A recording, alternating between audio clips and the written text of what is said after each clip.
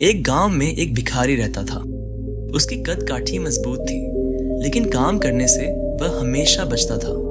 मेहनत की जगह उसने भीख मांगना ज्यादा आसान समझा और रोज गांव-गांव घूमकर लोगों से खाना या पैसे मांगता। उसे देखकर कुछ लोग दया कर देते थे और उन्हीं से उसका गुजारा चलता था। उसके साथ उसकी पत्नी और 2 छोटे बच्चे भी रहते थे। जैसे तैसे उनका जीवन चल रहा था। एक दिन ऐसा आया जब घर में कुछ भी खाने को नहीं था।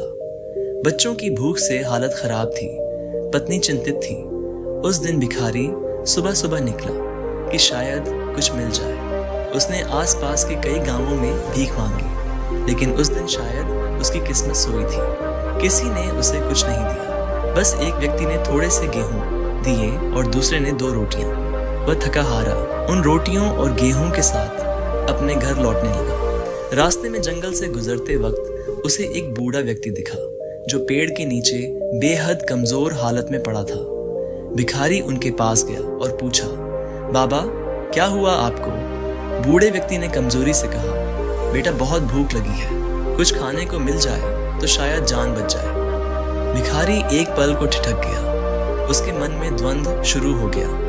अगर मैं रोटियां इन्हें दे दूं तो मेरे घर वाले क्या खाएंगे, और अगर नहीं दी तो शायद ये बाबा इसी हालत में। बहुत सोचने के बाद उसने एक छोटी सी रोटी का टुकड़ा निकालकर बाबा को दे दिया और चल पड़ा।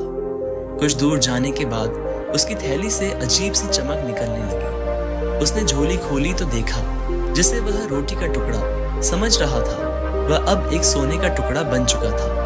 वह हैरान रह गया। तुरंत बाबा के पास भागा, लेकिन वहां कोई नहीं था। चारों ओर जंगल था, लेकिन बाबा जैसे हवा में गायब हो चुके थे।